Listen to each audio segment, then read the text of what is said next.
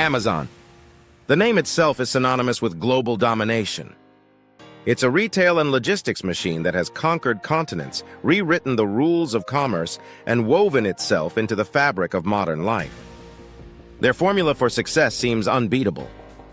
But there's one continent, vibrant, complex, and massively underestimated, where the Amazon playbook just didn't work. A place where they weren't the inevitable giant, but a hesitant outsider staring at a market they couldn't crack.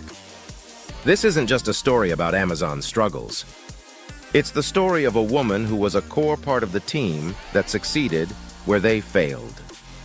A woman who understood Africa in a way the global behemoth couldn't and helped build a billion-dollar empire from the ground up. This is the story of Fatoumata Bah, a pivotal leader behind Africa's first tech unicorn. To really get the scale of this achievement, you have to picture the Africa of the early 2010s. On the global e-commerce map, the continent was practically a ghost. Giants like Amazon and eBay looked at the landscape and saw a minefield of problems. First, the address issue. In sprawling cities like Lagos or Abidjan, formal street names and house numbers weren't the norm. They were a luxury. How do you deliver a package to the Blue Door, 3 houses down from the big mango tree? Then you had the trust barrier. In many parts of Africa, people were deeply skeptical of online payments.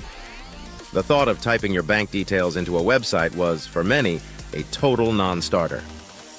Cash was king. This created a huge paradox. How do you run an *online* business when nobody wants to pay online? And finally, the logistics were a nightmare. Shaky road networks, fragmented infrastructure, and the infamous last-mile challenge made getting a package from a warehouse to a customer's hands an almost impossible task. For a company like Amazon, whose entire model is built on hyper-efficient, standardized logistics, Africa wasn't just a new market. It was a different universe playing by its own rules.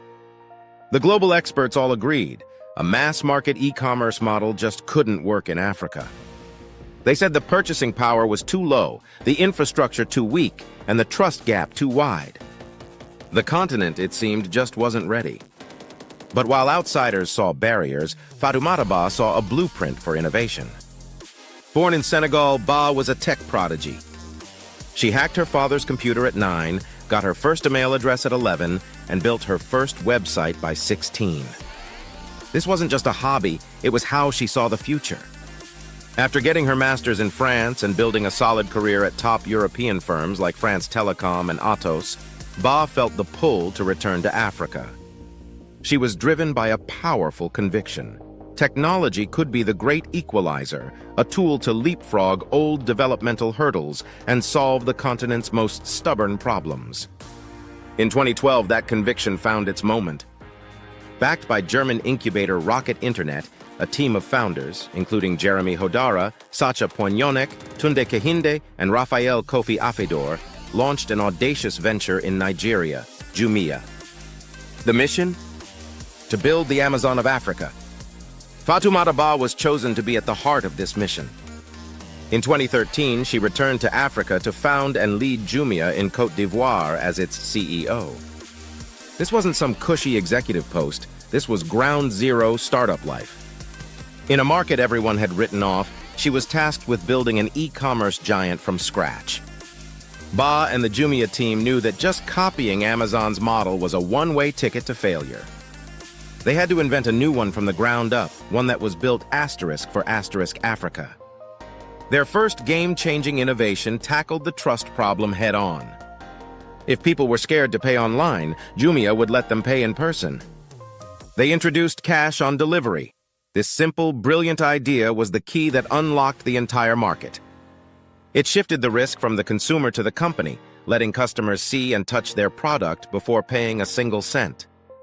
It was a solution that honored local culture instead of fighting it. Next, they had to solve the delivery puzzle.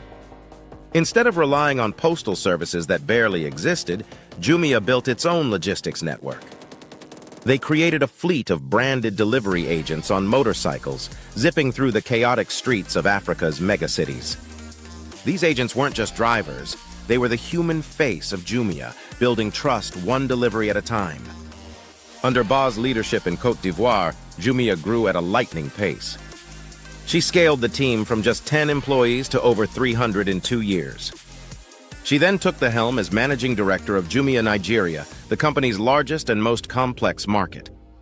There, she drove its massive expansion, partnering with thousands of small, local businesses and giving them a national audience for the very first time. Jumia was no longer just a retailer. It was becoming an entire ecosystem. It expanded into food delivery with Jumia Food, travel booking, and digital payments with Jumia Pay. Before its landmark IPO on the New York Stock Exchange in 2019, Jumia did the impossible.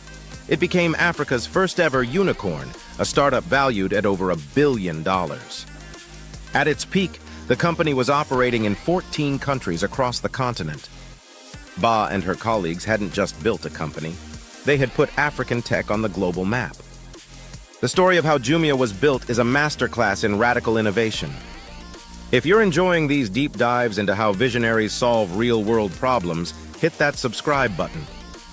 We publish stories like this every week, and you don't want to miss what's coming next. After playing a key role in Jumia's expansion and helping create tens of thousands of jobs, Ba could have easily settled into a comfortable corporate life. But her mission was far from over. She realized her success with Jumia wasn't just a personal win, it was proof of concept. She had helped prove that massive, profitable tech companies could be built in Africa. But she also saw a glaring problem. While talent was everywhere on the continent, opportunity was not. She saw how incredibly hard it was for women entrepreneurs to get the funding they needed to grow.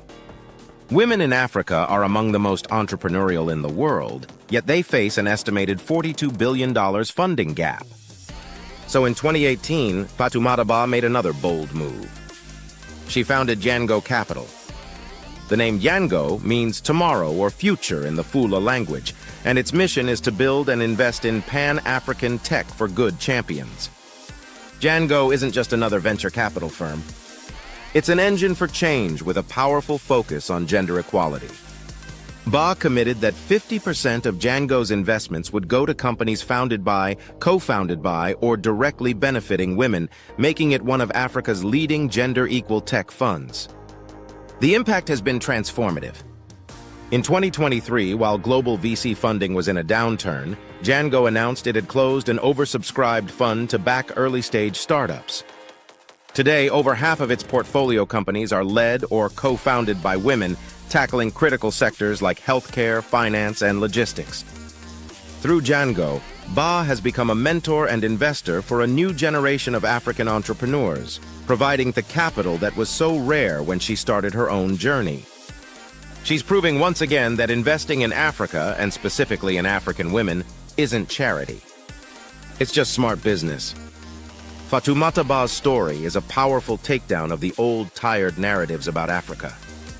It's a story of how local insight, relentless innovation, and a deep belief in people can build an empire. The team at Jumia didn't just make Amazon sweat. They showed the world that Africa isn't a market to be conquered with a foreign playbook. It's a continent of creators and innovators ready to build their own future. First, Ba was a key leader in transforming how millions of Africans buy and sell, helping steer a billion-dollar unicorn in a market others called impossible. Now she's transforming who gets to build the future of the continent itself. Her work has earned her global recognition, including being named a young global leader by the World Economic Forum. Fatoumata Ba didn't just help build a company. She helped build a new model for success in Africa, rooted in solving real problems and empowering local talent. And her journey leaves us with a powerful question. What other global industries could be totally transformed by looking at the world this way? Let us know what you think in the comments below.